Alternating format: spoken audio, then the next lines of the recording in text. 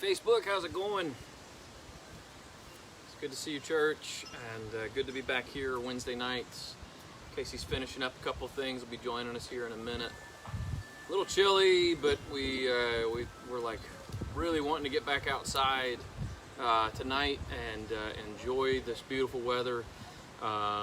Wishing it was Saturday where it's going to be up in the 80s, but hey, this is really nice just to get back outside again after all this rain and everything else. We know many people around the state and other parts of the South as well were without power for much of the day. I know my mother-in-law and father-in-law were without power today, but I think it's been restored, so glad to hear that. And good to be with you all tonight. We're going to be doing one last night as we kind of continue on with our reading of Christ of the Celts.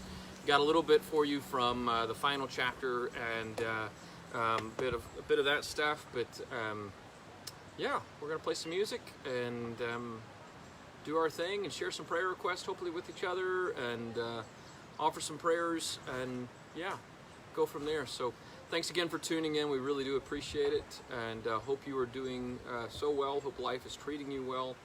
Hope you are safe and healthy, and that those you love and care deeply for are as well. So yeah, that's all I got. We'll get started. This is just one of our favorite hymns each and every month with beer and hymns, actually, but play it often in church as well. I'm sure you'll be familiar.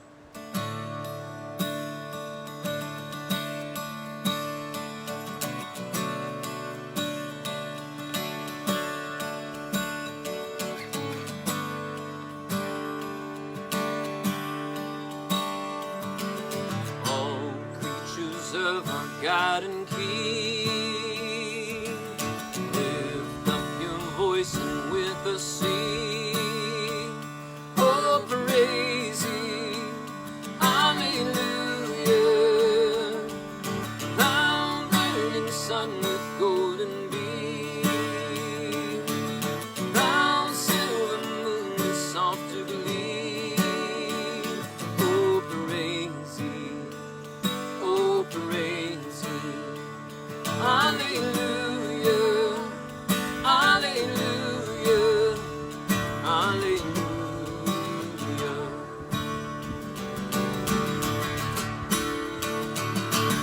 Thou rushing wind that art so strong, the clouds that sail in heaven along. Oh, praise Thee, hallelujah.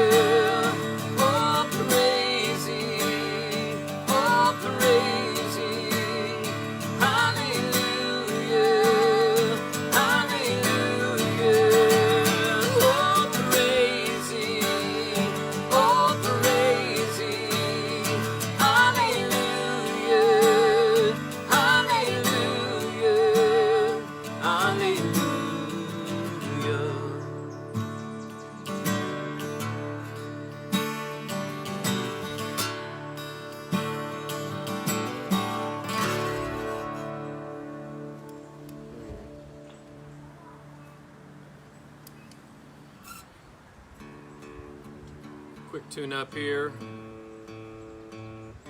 and then I'll share on from there. Great to see you all here. Kate and Leslie and Scott and Gina and Connie and Ellen Pollock. Hey, Ellen Pollock. All the way from Florida. Look out now. Look out now. It's good to see you, Ellen. I hope Sean's there with you. I hope y'all are doing well. We miss you guys. So we've been kind of tuning in and sharing our thoughts from different things that we've been reading. The past several weeks we've been focusing in on this book, Christ of the Celts, one that I've read more times than I can count, at least annually for the last 4 or 5 years, and just really one of my favorites. And so we're going to share a little bit from the last chapter of this. Next week we're excited. We're going to be jumping into, remind me the name of the book again. It's called Everything Happens for a Reason, and I'm on the spot now, and Other Lies I've Loved. Other lives we've been told, other lives Christians have been told. Yeah, something like that. Yes. It is not in my hands yet, so I keep forgetting the title. But it's by Kate Bowler, who got stage 4 cancer in her mid-30s and wrestled with the phrase, everything happens for a reason. We thought it would be a really great book to read in this time of uncertainty and of kind of crisis, and to kind of explore what Kate Bowler, she's a theologian at Duke Divinity School, has to say about that. So yeah, we're looking forward to that for all kinds of reasons. I've heard many good things about it. You can actually tune into her as well. She's been doing daily stuff on Instagram, kind of sharing devotional type thoughts, reflections daily through this pandemic, and yeah, it's just really, really great and beautiful stuff. So we're excited to dive into that. But today, a little bit more of Christ of the Celts by John Philip Newell, and this is the last chapter, a few selected paragraphs from there. When Julian of Norwich receives her inner assurance that all shall be well, and all shall be well, and all manner of things shall be well, part of what she is hearing is that she will not be well, and that each of us will not be truly well, including our families and nations and entire species, until all things are well. There are certain brokennesses in our lives and relationships and world that will not be healed until we are all healed.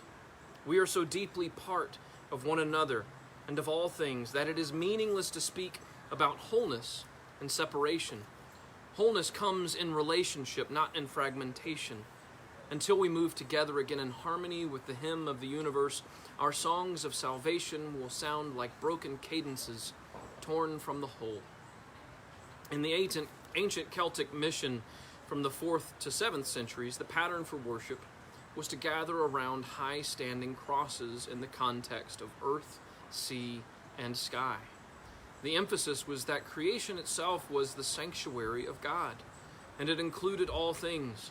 Not until the imperial mission triumphed in Britain at the Synod of Whitby in 664, and in the centuries following, do we begin to find the mighty four-walled stone religious structures that we now so strongly identify with Christian worship. On Iona, I was grateful that we had both. We had the ancient high-standing cross of St. Martin to remind us of the unbounded place of the sacred, and we had the 13th century Benedictine Abbey in which to seek shelter and community together. But we need to find ways of being reminded that our religious sanctuaries are at best side chapels onto the great cathedral of creation. Otherwise, the impression is given, as historically it has been again and again, that God is somehow more present within the four walls than in every other place, and that the time for meeting within the four walls of our religious sanctuaries is somehow more sacred than all other moments, and that the people who gather within the four walls are somehow more holy than all other people. Tragically, the impression has been created that we seek well-being and salvation by separating ourselves from creation and from the rest of the world, rather than by more deeply integrating ourselves. I think today, with what's going on in the world, I think everyone, well, maybe not everyone, but so many of us are really awakening to the fact that we really are so unbelievably connected. Far so more than we ever thought.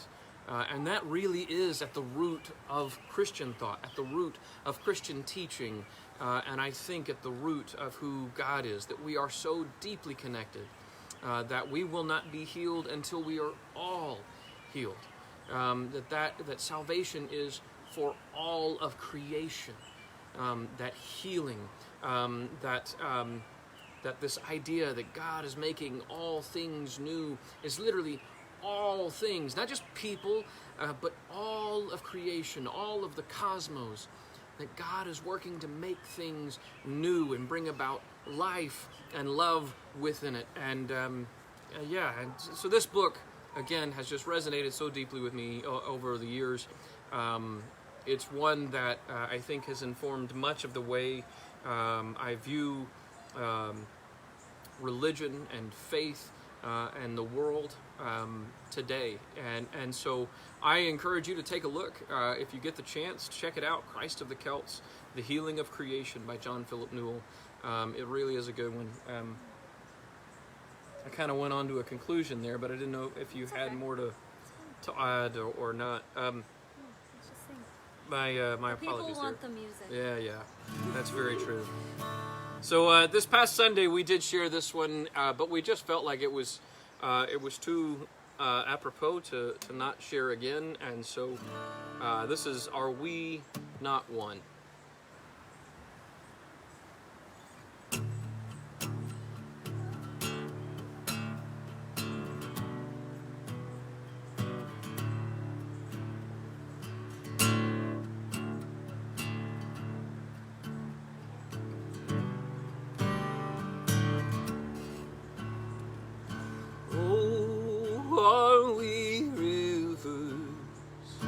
Coursing every valley.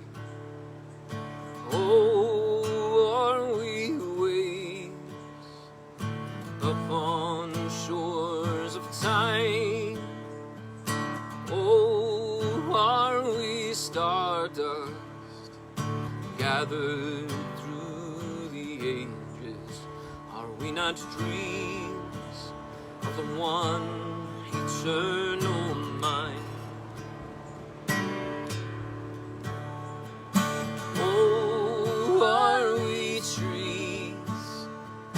Rising to the heavens.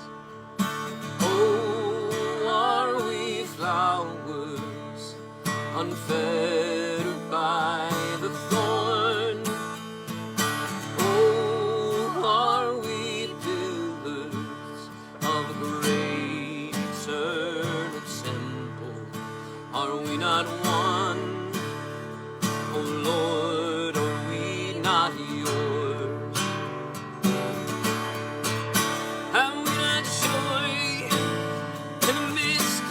Shadow, have we not hope in the deepest of the dark? Have we not peace that passes understanding?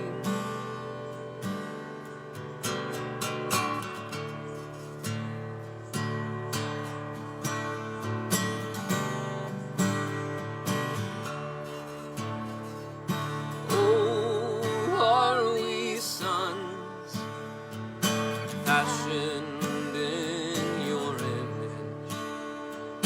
Oh, are we daughters carrying your name?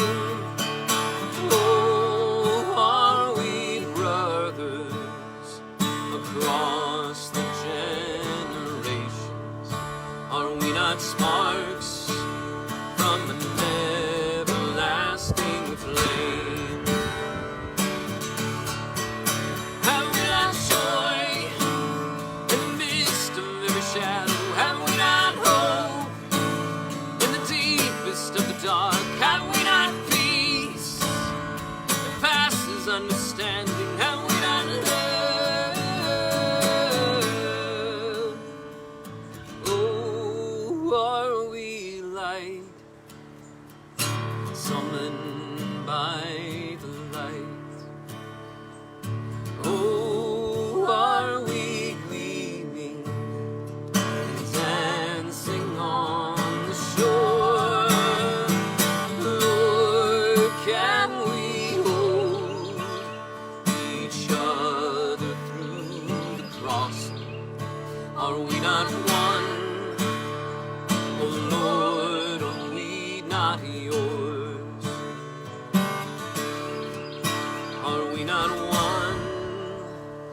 Oh Lord, are we not yours?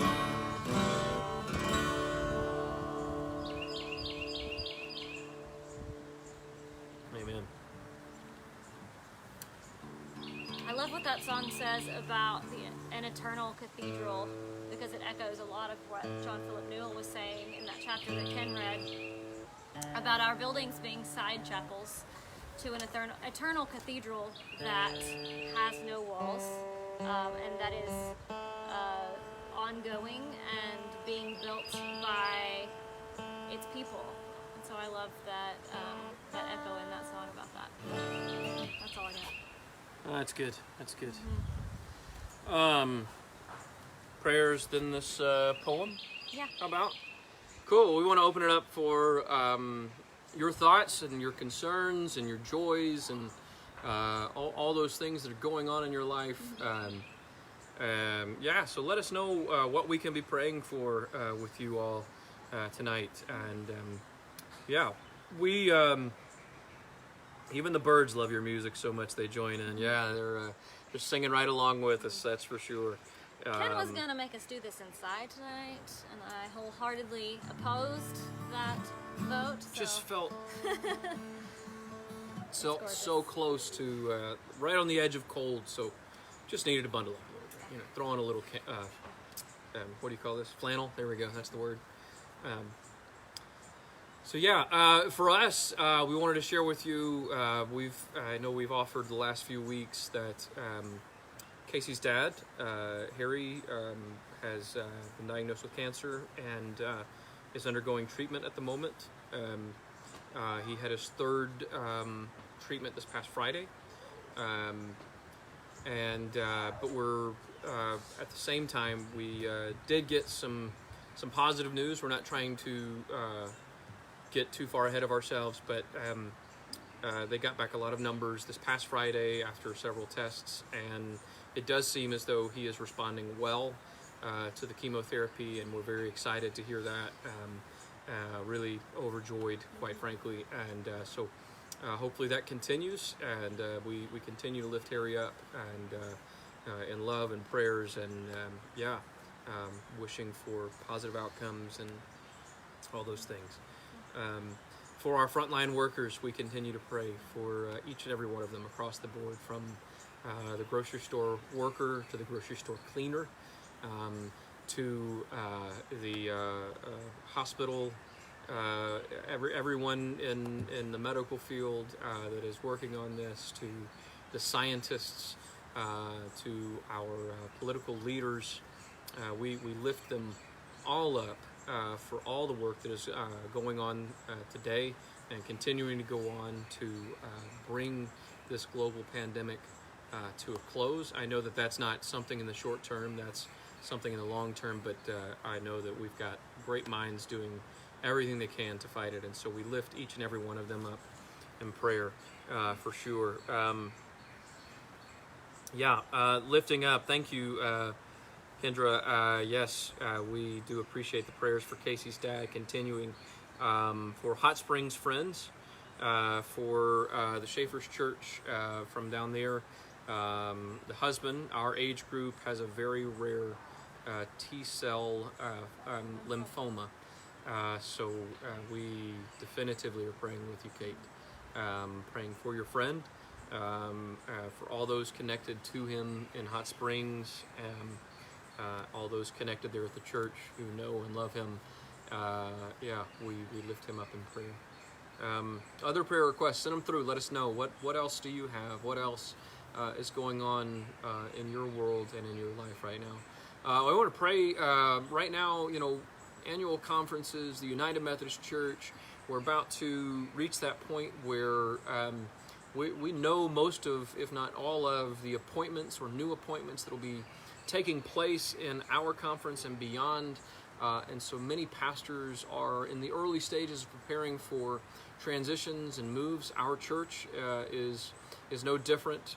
Both Pastor Kurt and Pastor Eric are working on transitions and moves. All the while, Pastor Rebecca is in she's no longer in the hospital. Excuse me. She's in a she's in rehab now, I think still at the hospital, needs to remain in isolation during this coronavirus, but is receiving great care, so we pray for her. But for all those pastors who are beginning that time of preparation and transition, for JJ, Whitney, and Andrea Cummings, who will be coming to First United Methodist Church in Bentonville, and their change of address and new roles here, and all in the midst of all of this, not getting to be in person, and who knows when that will be again. And so we pray for each and every one of them. Starting with Sharon. Yes, for Sharon, thank you. Prayers for Sharon's son-in-law, Kevin, also fighting cancer. Wow, so many fighting cancer right now. Many prayers for your son-in-law, Sharon. Yes, we lift Kevin up in prayer today. Prayers for the ordinary happenings during difficult times. Gina lifts up co-worker who had a house fire a month ago and is still trying to get back to just some sense of normalcy in the midst of all of this at the same time. So prayers for your friend Gina, your co-worker. Kate, for your mom and all other residents of her assisted living community who are isolated from visitors until further notice.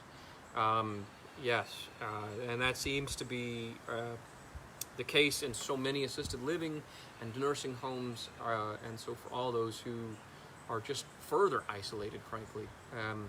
Often those places can be isolating in and of themselves, and so for the isolation that they are experiencing and the loneliness that comes with it, we lift up your mom, Kate. Thank you for sharing that. I pray for those who have lost their jobs in this, for those who have lost loved ones in this. The grieving that is going on is just truly unimaginable right now. And so I hope that the church, that our church, that the Christians everywhere, that people of faith of any kind everywhere are stepping in, are filling in the gaps in some capacity to be a shoulder to cry on, where that's appropriate, and where it's not to be an ear on the other end of a phone or a Skype conversation or Zoom meeting or whatever, to grieve with those who are hurting right now. Emily, you bring forward, we pray for our pastors, yes, echoing that as they pray for transition, for Rebecca, continued healing, and for our new pastors yet to come. Yes, definitively. Keep sending those prayer requests. Let us know what you have. You can also go to our website, fumcbentonville.org, and on the front page there are ways to submit your prayer requests and find out everything that's going on right now, all the different things that we're offering online, and ways to stay church and community together. So I'm going to pass it over to you.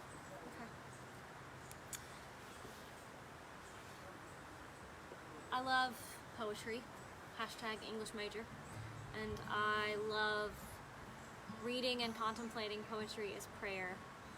I really find a lot of solace in words, and so I want to share one of my favorites. You may know it. It's by Mary Oliver, who passed away last year. Amazing poet who writes a lot about nature and how we are connected to it. And how it is connected to our spirituality. So this is Wild Geese by Mary Oliver. You do not have to be good. You do not have to walk on your knees for 100 miles through the desert, repenting. You only have to let the soft animal of your body love what it loves. Tell me about your despair, yours, and I will tell you mine. Meanwhile, the world goes on. Meanwhile, the sun and the clear pebbles of the rain are moving across the landscapes, over the prairies and the deep trees, the mountains and the rivers. Meanwhile, the wild geese, high in the clean blue air, are heading home again.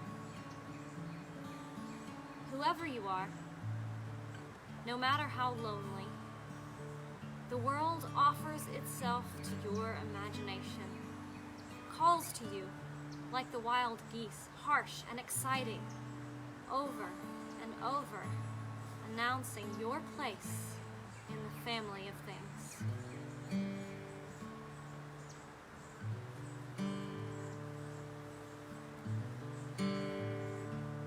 Lord, hear this poem and hear all these prayers that we lift to you, and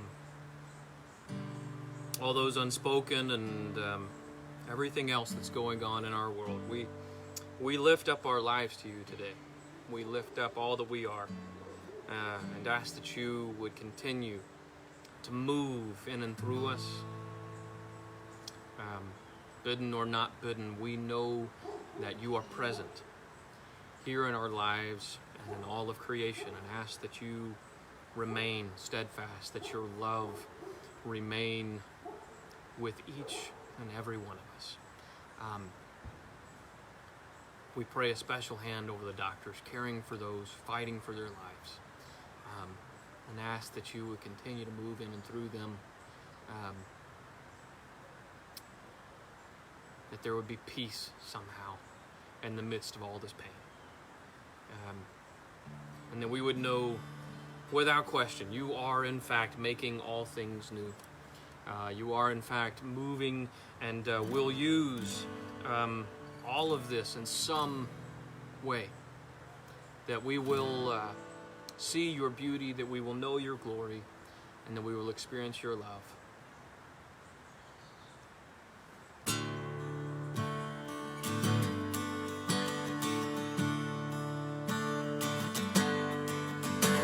Come broken and weary, come battered and bruised, my Jesus makes all things new, all things new.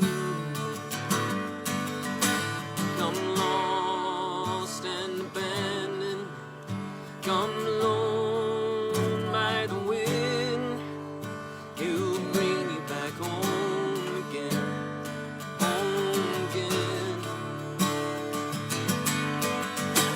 Rise up, for you sleeper, awake.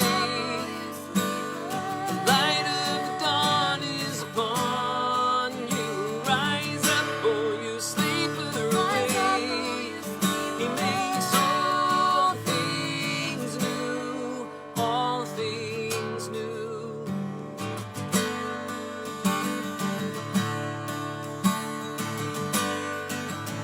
Come frozen with shame, come burning with guilt, my Jesus, he loves you still, loves you still. Rise up, for you sleeper, awake. The light of the dawn is upon you. Rise up, for you sleeper, awake. He makes all things new. The world was good, the world is fallen, the world will be redeemed. The world was good, the world is fallen, the world will be redeemed.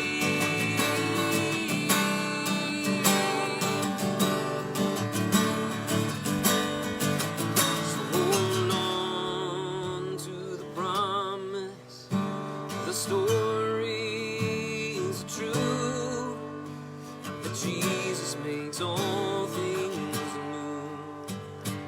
Dawn is upon you, rise up, for you sleeper, awake. The light of the dawn is upon you. Rise up, for you sleeper, awake. He makes all things new. Rise up, for you sleeper, awake. The light of the dawn is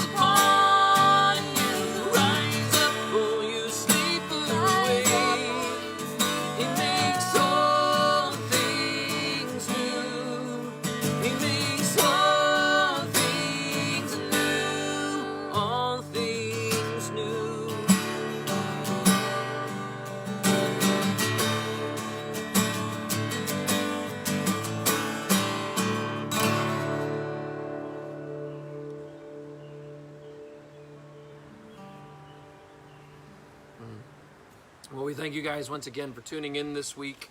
Hi, Mom. How's it going? We really hope you will continue to tune in with us each and every week. Next week, we're getting away from Christ of the Celts and moving on to, oh darn it, we said it again earlier and now I need it again from you. Everything happens for a reason. The book, Everything Happens for a Reason. And Other Lies. And Other Lies we've been told, yeah. Everything happens for a reason, and Other Lies we've been told. Check it out. We've already got it on audiobook. We've got the hard copy on order, but everything's backed up. I'll link it in the comments Yeah. in case you want to check it out. Yep. And check out Kate Bowler's Instagram profile where she shares on stories every day. Yeah. So. Also, just announcements for you, just to let you know what's going on and things you can look forward to. Pastor Eric is going to be exploring the book of Jonah in a new 4-week Bible study that begins tomorrow at 6 p.m. You can find details in your email inbox and or on social media. This Sunday is the first Sunday of the month. And we are celebrating with 2 worship services. We begin at 9:45 a.m. With Children First, led by our children's minister, Sadie Wolfert, and conclude with an 11 a.m. traditional worship service led by Pastor Kurt and Dr. Ray Wheeler.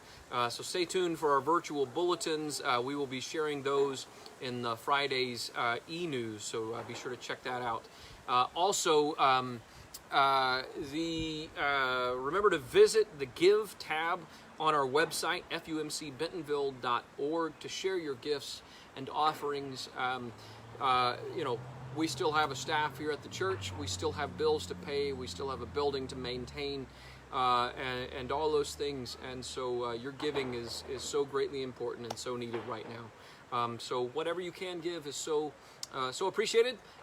Visit our website, sign up for automatic giving. That's the best and easiest thing for everyone. And we know what we can expect to come in that way, and really, really appreciate it. So be sure to visit then there and let us know. Let us know your prayer request. Fill out your requests on the website. If you have things going on, let us know how we can help you, how we can serve you. And we hope to see you again so soon. We close out each one of these nights with this benediction, and we leave this blessing over you once again. We love you, we miss you, we hope to see you soon. Friends. Deep peace of the running wave to you. Deep peace of the flowing air to you. Deep peace of the quiet earth to you. Deep peace of the shining stars to you. Deep peace of the gentle night to you. Moon and stars pour their healing light on you. Deep peace of Christ, the light of the world to you. Deep peace of Christ to you. Grace and peace.